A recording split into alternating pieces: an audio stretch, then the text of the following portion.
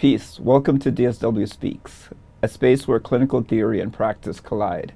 I'm Dr. Kirk J. James, and this podcast is an extension of our shared commitment to anti-oppressive social work, grounded praxis, and collective liberation.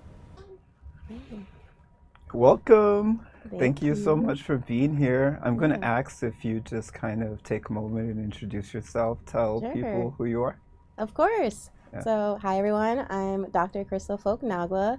I'm the Senior Director of Programs at GGE, which is Girls for Gender Equity. And we advocate for racial and gender justice, and we're a nonprofit located in Brooklyn. Besides that, I'm also an adjunct professor at NYU, Silver. I teach DROP, which is diversity, racism, oppression, and privilege. And I also am an adjunct instructor in our certificate program for the clinical school social work. Ooh-wee, that is a lot. You're a rock star. Thank you. I do a lot. Thank you so much. So as a NYU DSW alum, I'm going to ask you, what really pushed you towards a NYU DSW? Yeah, so at the time when I applied, it was pre-COVID, and I wanted to do someplace like close to home. I live in Brooklyn. NYU is pretty convenient to get to, and I also just like researched the program. 3 years is like a great time period for me. I didn't want anything too long, and honestly, what they say about like being a Black woman in society, you have to like work harder to like be seen and be heard. And so that was my initial reason for getting into the doctorate program and applying, to be honest. But once in the program, and I had a pretty cool mentor, kind of like dove a little bit deeper and like figured out like my why. Because if you just go for that reasoning, like I just need to get this to be seen, it's a hard program to be in. But if you go and you're passionate about the topic and things that you do, then it's still hard, but at least like you have your why and you're able to continue through the program. I love that. Yeah. So tell us a little bit about your why. So I love the transparency, right? They're like, hey, and it's real for a lot of people, right? Yeah, so it's like there's no shame to it, right? But then to really like dig deeper, right? Which is ultimately what we'd want everyone to do. What was that process like for you? And tell us, your why and what became of your why. Yeah, I got really passionate about my topic. Well, I have many topics, but kind of like a quick overview. My topic is like racial trauma and the school to prison pipeline. At the time, I was a school social worker, trying to like prevent this from happening, and so trying to see how I could continue to use my social work skills to do this at a charter school. And just knowing like social work isn't usually seen as like a leadership role or like admin in the schools. And so just like fighting my way to get to admin and like trying to see how I can continue to make that change. Like that was my why in the moment. I did realize I was shifting out of schools while I was in the program. And so I guess my why was I'm just really passionate about helping my communities, right? Yeah. So like, I know that like Black girls are targeted in America, and we have many challenges that we face. And for me, the whole reason I got into social work was to be somebody I never had to like kind of look up to and like see like what is possible. So like thinking about being that person for Black girls. Yeah, no, thank you. Yeah. Speak a little bit maybe about the school to prison pipeline, because I feel, and maybe connect that to your topics and the work that you did. Yeah. Because I just feel like it's one of those things where there's still not a lot of connection for people around just, how the carceral system operates within schools. Of course. So the overview of the school to prison pipeline is that there is a pipeline within the school system that targets predominantly Black and brown students. Boys and girls, do want to uplift that, and also sometimes students with disabilities are grouped into that category as well. And it actually goes as far back as like preschool, so it's in the beginning, and they're like targeting us because our schools are racialized just like our country is, right? So Black and brown students are disproportionately targeted in disciplinary actions that lead to suspensions, expulsions, which leads them to be like overage and undercredited, which leads to them not wanting to go to school due to like embarrassment and like feeling like a failure and not having those supports, which unfortunately leads them to not have a system to help like support them, and most of the time leads to the incarceration system. And even in the schools, they're police in schools, right? They're safety officers. Those are NYPD officers who are in schools. So our young children are going through security detectors and like surveilling techniques every day to kind of like keep them in check. And like I put that in parentheses because, you know, who defines what's in check, what kind of system we're living in, which goes into the racial trauma, right? So like being not white, you're targeted. That's plain and simple. Like white privilege is real, like white supremacy is real. We're seeing it every day right now in the world that we're living at, and it seeps into our systems. And so the school to prison pipeline is a way that that is implemented and has been implemented for a while, since there were like school shootings in Columbine, even though, you know, the ones who are doing the shootings don't look like us, but we get blamed for those as well. And so nowadays, you know, like this, there's more and more ways that there are being surveillance in schools. So yeah. No, thank you. And it is such, like, again, it's such a big problem, especially when you consider the impact on like poor neighborhoods of color.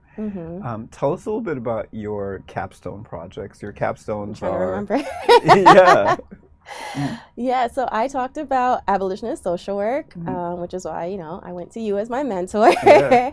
Thinking about ways that we could envision what it looks like, right? So we see that there are these systems in play. We see that it is racial. It's in our history, not only in the schools, but outside of the schools, and thinking about how we could dismantle those systems. Like that's the only way that we could really make change. These systems are working the way they were designed to work. They're working to like prevent some communities from like moving forward, and others for, you know, having an easier path. And so my capstones focus on the idea of abolitionist school social work practices to prevent that from even happening. So we're not even considering the school to prison pipeline, because we're doing more restorative justice within the schools. We're thinking about transformative ways that not only students can, you know, kind of navigate through the systems and have this like liberatory collective action with social workers, but also the teachers and the administrations, like getting everybody on board to think of like different ways to address behaviors, right? Because that's kind of where all this discipline comes from. And, you know, like behaviors are a sign for help. So instead of like targeting young people who are asking for our help in the only way that they know how to, we should be able to provide them the resources and think about how we could support them differently. So that was the overview of my capstone project. Yeah, no, thank you. And it's so powerful. I'm curious as to, you know, I think like abolition is often such a scary word for people, right? And now, you know, we see within a white supremacist framework the dismantling of the Department of Education, which is in many ways abolition within itself, right? So, but it's not scary depending on who does it. Yes, right? So I'm just curious as, you know, as someone who's given, you know, this so much thought, right? Like the ideas that you're talking about are actually generative, and they've been so hard for people to hear and accept. And now we have, you know, a power structure that is just really like saying, oh, we're going to dismantle this and create it in our image. So what's your thoughts on that? I was like, do we want to get into that? Yeah, a little bit. I felt like we had to, right? Yeah, we do have to. I mean, of course, I don't agree with things that are happening. Of course, our black and brown communities are being targeted. They're the ones who are being harmed with everything that's like happening. And also, you know, classism is in play. So it's actually going further. And I think when it goes further, that's actually when people come together. Unfortunately, like it's not a problem until it's the problem of different communities. And I think we're kind of seeing this now. We have a lot of our administration supporters kind of turning on him now because of the actions that he's doing, right? And so I think something positive that can come out of this situation is, one, we can see that, like you said, abolitionist movements are happening. It's not happening in the way that we would like it, but it shows that it can happen.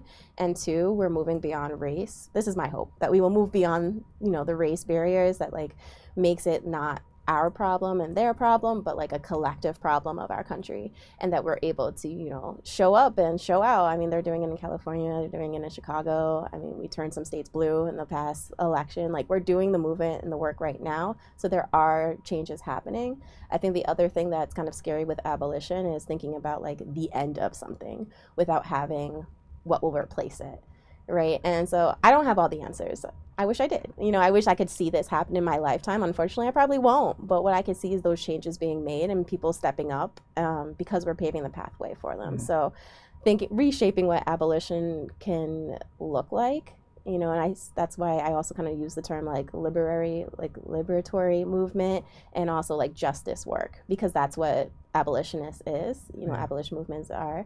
And sometimes just hearing it in that way makes it a little less scary. Absolutely. And so beautiful. And I think, you know, what you said is reverberates so much, because the fact that we are here at NYU in the positionalities that we have, right, are because, you know, abolitionist people believe that schools shouldn't be segregated. Of course. That, you know, people of color deserve opportunity. So we're actually the embodiment of that belief. And I think our role and responsibility is to push it even further, like you said. So thank you. I think that's really beautiful. Of course. Is there a project that you have done, like post your DSW, where you feel, you know, like all the skills and the tools that you've learned along the way just have come together, and you're like, wow, you know, like, look at me. I'm doing it. I'm doing it, you know? Yeah, honestly, I have to thank you for that, but it's teaching drop that has really like shaped me. So I'm not gonna lie. Again, drop is, you know, diversity, racism, oppression, and privilege. Being a Black woman teaching that course in a predominantly white institution, like, that's scary. And I only did it because of our relationship, to be honest. But it's helped me grow so much, and it's helped me like really realize that a lot of the stereotypes and the biases and the dismissiveness comes from not knowing. You know, and so like being in a class of mostly students who don't look like me and helping them like understand where the root of some of these harmful ideas come from, especially this semester. I'm not gonna lie, I really did up this semester, you know. Just having a lot more of those like reflective moments, not only with like assignments, but like in class, and creating like a brave space for these conversations. I think that's definitely been like one of my proudest moments, because I feel like through the program I developed more confidence in myself. I was actually telling one of my students this when we had like a office hours conversation. She kind of asked me why I went to the doctorate program, and I told her, you know, the same thing I said here, but I said, you know, honestly, it was the best money or loans that I've ever spent. Because I learned the most, and I got most confident in my ability as a social worker. And I've always said that you could do anything with social work, and just really putting those skills to use. So I never really thought I would teach. Number one, I never thought I would teach at a predominantly white institution. I never thought I would teach at NYU, and I'm doing it, you know. And of course, at first it was scary, but the fact that like I have like really good feedback from my students, and like I hear them saying like I'm the only person in their classes this semester that's allowing the space for these conversations, like that's me like having an impact, you know, like that's me trying to pave the way for them to be able to like go out there and do some of the movement that we hope to see.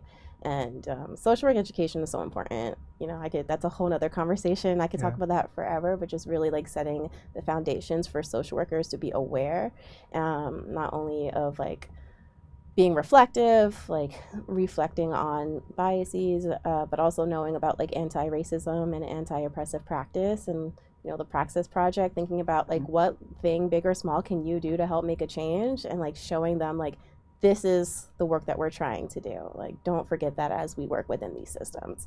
I think that's my proudest thing that I've done since the DSW program. I love that. That's so beautiful. And drop is such a vulnerable space when you show up for it, right? Like that parallel learning process.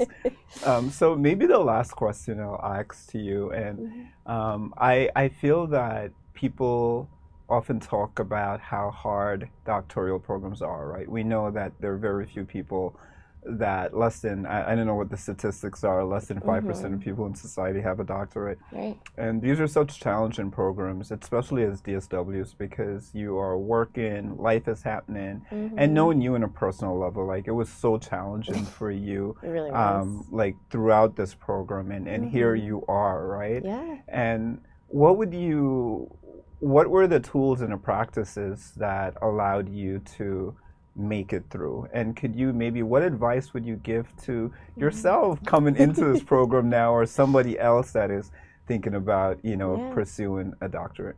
Of course. I would go back. Number one is know your why, right? Just doing it to do it is not going to be enough to like get you through, because the work is challenging, and it's supposed to be. It's supposed to help you think differently. I would also say, don't let the first class scare you.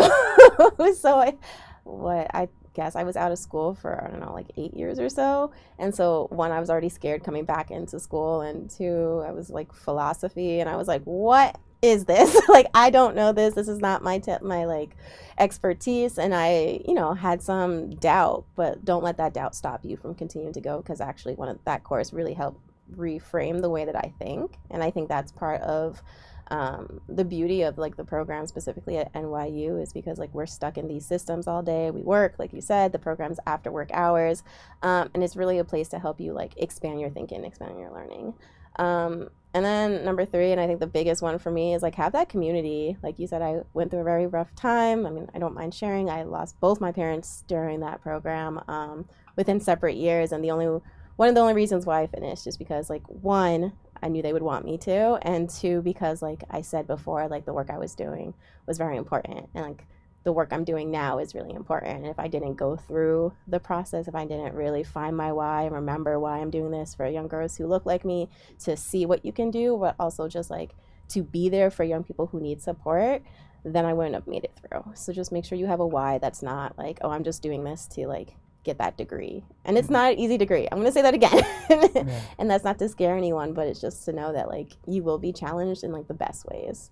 And just having that like community support, like whatever that looks like for you, is really going to help push you through.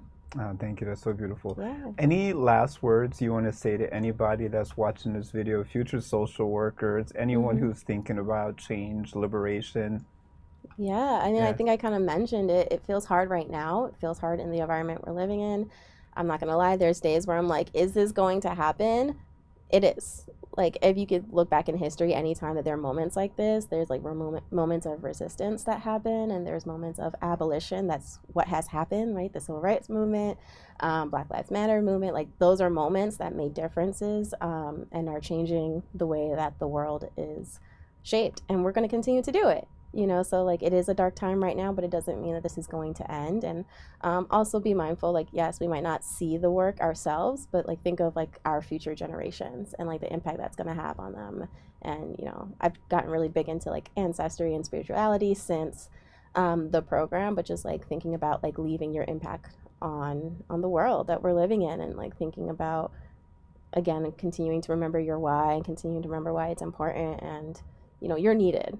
We definitely need a lot more social workers, a lot more passionate social workers, because like there's gonna be a lot of changes happening, and our skills are the best, and we're the ones to step up and do the work. There it is. Yeah. Thank you so much. Of course. Absolutely. Yes. Thank you. You were incredible.